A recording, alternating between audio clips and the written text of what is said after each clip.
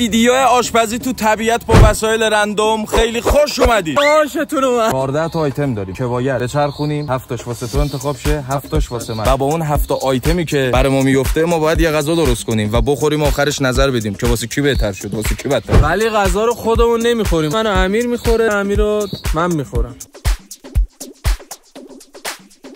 الان آیتما اینجاست، دو تا هم ظرف اینجاست. بطری میندازه. هر کی بطری رو درست بندازه اون شروع میکنه به آیتم انتخاب کردن تا آیتما تموم بشه و میریم واسه اینکه آتیش رو روشن کنیم و شروع کنیم به پخت و پز. برادران آشپزی در جنگل‌های ململانی. خاصیتانی واویلانی محشرانی دلبرانی جانجانانی.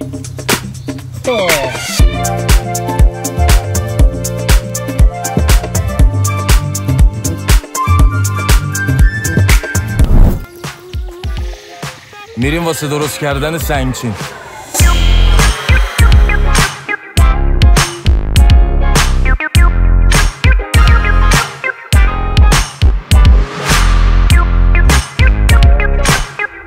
اجداد ما تو طبیعت میگوزیدن جرقه میزاد آتیش روشن، ولی ما دوتا انسان 23 ساله که جمعا سنمون میشه 46 سال هنوز موفق به روشن کردن دوتا آتیش نشدیم.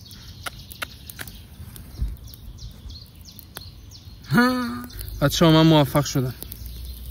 چه گوی خوردی؟ شمی معتادن اجازه دن کبریت میزنه. اصلا دهن کبریتو گاهید. من از همسایه کمک گرفتم. نه کاغذشو باید روشن کردم دادم به آقا بعد کلی تلاش ما تونستیم بالاخره به آتیش برسیم، ولی علی 4 درجه تغییر رنگ پوستی داده سر روشن کردن آتیش. گرمه. دیدی اونوری کرد روشو.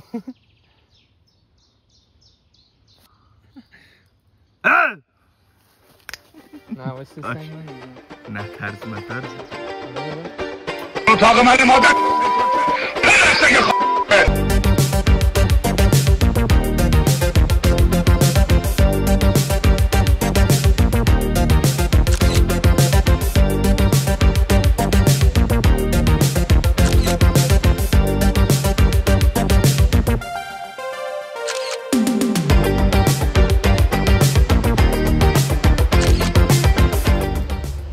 الو. جلوی آفتاب 30 درجه 40 درجه جلو آتیش هم نشستی. در غذا رو باز بذار بمونه ببینیم چیکار کردی.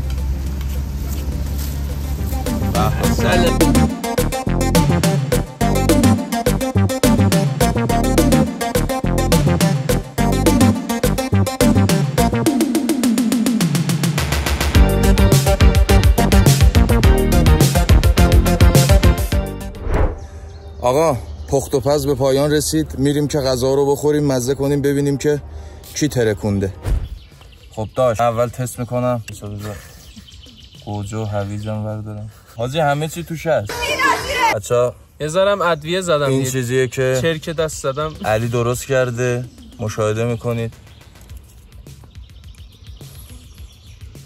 بگو مثلا چیش خوبه چیش بده. داشت جدی ازش خوبه، میکسا همه چی خوبه، ولی مشکل اینه که فقط چون شرایط اوکی نبوده خوب نپخته. از 10 به غذای تو میدم 6.5. هروز بهش نپخته.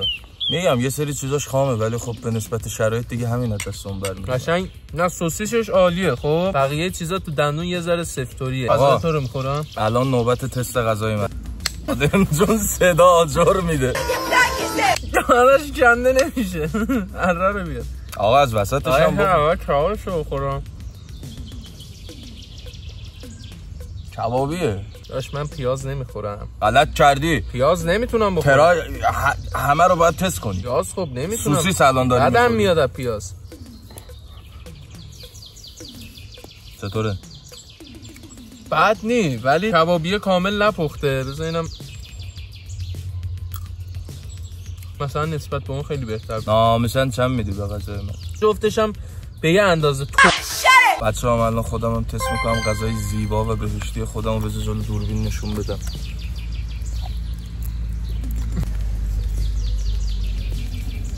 ولی اسراف زیادی کردیم واقعا. این غذا قرار نی کاملش خورده شه. میدم به این سگه بخوره. خود رنگ